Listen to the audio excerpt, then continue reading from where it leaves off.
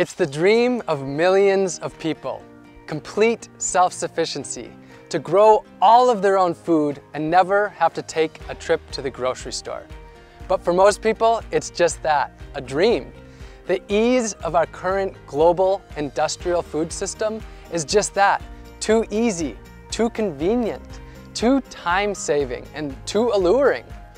I've been exploring food for nearly a decade, and since the beginning, I've had the burning question: could I step outside of the big ag system? Could I go without grocery stores and restaurants? Nothing packaged or processed, nothing shipped from a far-off place. Could I grow and forage 100% of my food, everything that I ate for an entire year? That's exactly the journey and the quest that I decided to set out on, and now I'm here to share the story with you. But one big thing: I had very little experience with growing my own food.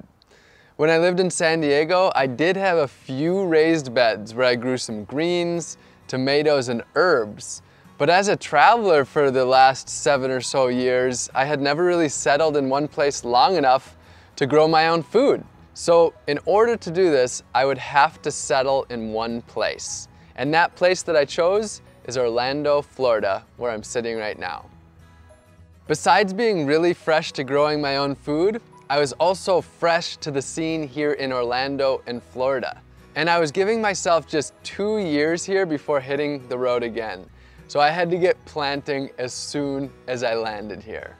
But I didn't have a garden, I didn't own any land, and I had almost no experience with foraging in the state of Florida. I chose Florida so that I could grow food year-round. And I chose Orlando because I had passed through here a few times and met a great community of permaculturists and people who grow their own food. And specifically, I chose the community of Audubon Park because that's where Orlando Permaculture and my friends at Fleet Farming were based, and there was already a movement here of turning front yards into gardens, so I would have the support I needed in order to do it here. I quickly got to work meeting people in my neighborhood and proposing the idea to them of turning their front lawns into gardens. It really wasn't hard to find takers because it was a pretty sweet deal. Their boring lawn would be turned into a garden, I'd do almost all of the work, cover the costs, and they could eat all the food they liked right from their front yard. In fact, I quickly had a list of lawns longer than I could handle. The transformation was amazingly quick, and within just a few months, I was growing more food than I could eat myself and sharing it with friends in the neighborhood. I ended up creating 6 small plots, all within easy cycling distance of each other. I was just figuring out what I was doing the whole time. I went to local meetups like Orlando Permaculture, volunteered in the garden with Fleet Farming, visited farms and gardens and nurseries, took foraging classes with local foragers like Greenfield, read books by local growers, and watched videos online and more. For a place to live, I built a simple tiny house homestead in the backyard of a community member that I met. And in exchange for using their space, I turned their monoculture of grass into an at-home supermarket. Starting from scratch, it took me 10 months to be comfortable and ready to begin my year. November 11th, 2018 would be my first day. It was now time to eat 100% from my gardens and food that I would forage. Now, when I say 100%, I truly mean it. No grocery stores or restaurants, no drinks at a bar, nothing packaged or processed, nothing shipped long distances, no farmers markets, not even going over to my friend's pantry or even going to their gardens or their food forests. Why not share food from my friends' gardens? Because I wanted to truly immerse in my food. I wanted to have to literally figure out how to grow every single food or ingredient that I needed, or how to source it from nature. Many people know me for my dumpster diving to raise awareness about food waste. And a lot of people who follow me online assumed that I would still be eating from dumpsters. But nope, no food from dumpster diving at all. I had already proved to myself that I could live off of the waste of our globalized food system. Now it was time to see if I could step away from that completely. That included everything that I put in my body, even supplements, vitamins, and medicines. Now you'd think on day one that maybe I'd have eaten a lot of 100% homegrown and foraged meals, but to be honest, my first meal on day one was my first 100% homegrown and foraged meal of my entire life. It was day one and I was in the deep end. But I had laid the foundation that I needed. My gardens scattered across the neighborhood were full of food, and I had scouted out food both in the city and the countryside to forage. My supermarket was on nearly every street I could walk down, and the shelves were stocked.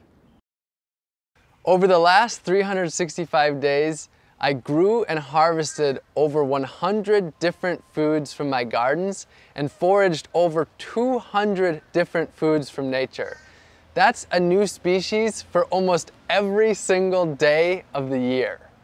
I grew a dozen different greens packed with nutrients: moringa, katuk, chaya, purslane, collards, kale, and perennial spinaches, just to name a few.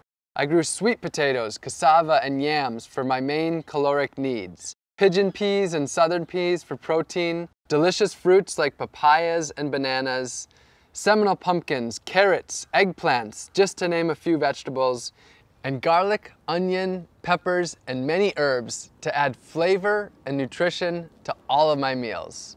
And I raised bees for honey to satisfy my sweet tooth, which, believe me, I do have quite the sweet tooth. All of the bees that I stewarded were rescued with my friend Dennis the Bee Guy from locations where people didn't want them living, such as in the side of their homes.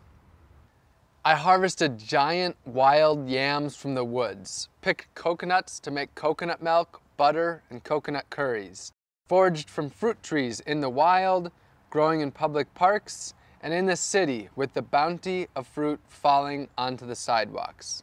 And of course, wild bananas too.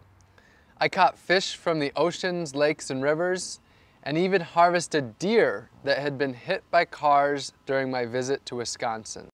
I harvested over 20 species of mushrooms in the woods, picked nutritious plants that people call weeds that they walk by unknowingly or even constantly battle with in their yards and gardens.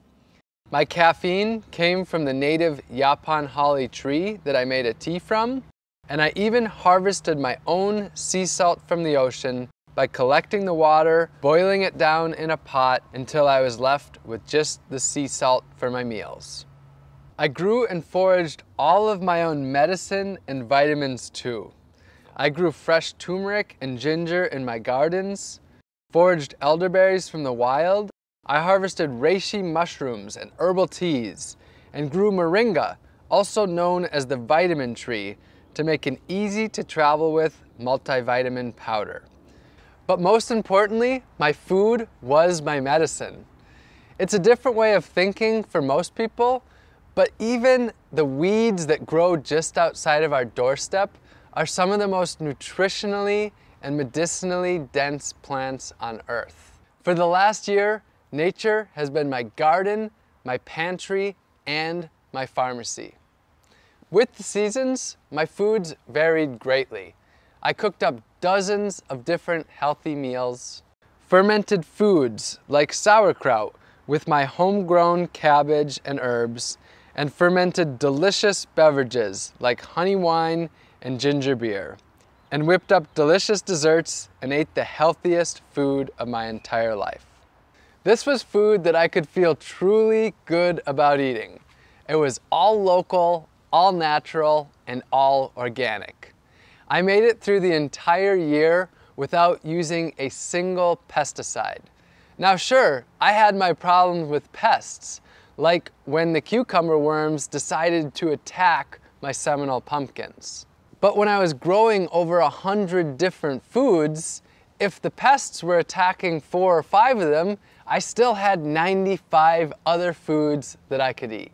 Just as importantly though, I chose to grow the plants that thrive in this environment. When I started, I didn't walk down the aisles of the grocery store and ask which foods that I liked the most. Instead, I talked to local farmers and gardeners and my permaculturist friends and asked them what foods grow so ridiculously well and so ridiculously abundantly that I could hardly screw it up. And those are the plants that I chose to focus on, and that's one of the main things that got me through this year. This was without a doubt one of the most challenging things that I've ever done. A year is a really long time, and I had my highs and my lows. There were times when I felt my absolute best, and there were times when I just didn't know if I could go on. Generally, I did get enough food. My weight stayed the same about the entire time, so I did have enough calories, but there were times when I felt like I was really deficient, mostly in fat and protein. Those were the times when I found it really hard to want to keep going.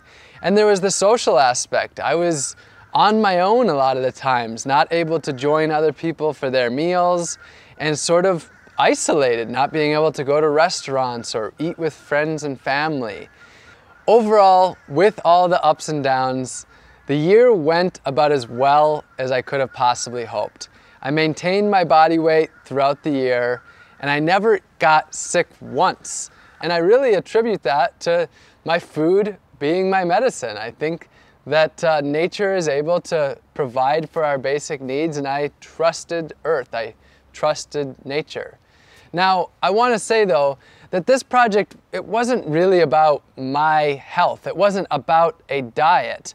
And I don't believe that this is the diet for 7 billion people. I don't actually think there is one diet for the 7 billion people. I think we live on a diverse world where we have diverse cultures and people need to do things in a very different way. So I'm not trying to represent a diet for everyone or anything like that.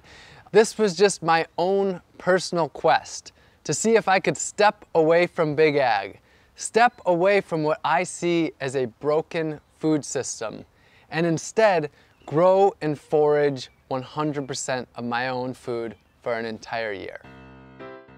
This project wasn't just about growing and foraging all of my own food though. It was about empowering others to grow their own food, to take back power from Big Ag, and ultimately to take back their health and grow their communities. So during this time, I started a few community initiatives. We built 15 gardens for the people, planted over 200 community fruit trees, and sent out over 5,000 free seed packs to help others grow their own organic, healthy food.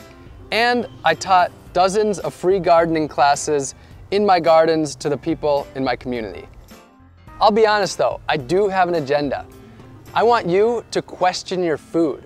Where did it come from? How was it grown? How did it get to you? And what was the impact that it had on the earth, other species, and the humans that grow that food? And if you don't like the answers that you find, I want to empower you to change them. The good news though is that you don't have to grow and forage all of your food. The solutions are there in your community. You can grow a little bit of your own food, maybe an herb garden on your windowsill, or some pots of tomatoes and basil on your balcony, or a raised bed in your front yard. And if you don't have any space at all, you can join a community garden. You can source your food locally and purchase from local farmers and gardeners. The farmers market is a great place to start. You can buy whole foods and cook more, rather than packaged processed foods that leave trash behind. And you can work with your community to make healthy foods for people in need, grow a garden for your elderly neighbor, or start a grassroots organization to harvest the fruit trees in your community to distribute it to others. And this doesn't need to be a lonely journey. For most of us, food is at the center of our lives, and we can do this together in our communities. My year is over, but my journey of food has just begun. A book is in the works, and 100% of my proceeds will be donated to organizations working on the food solutions. And I'll be here online sharing inspiration and education on how you can get involved in gaining food freedom.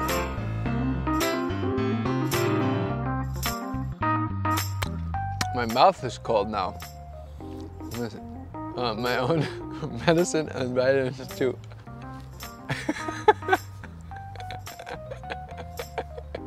All right, make note of that.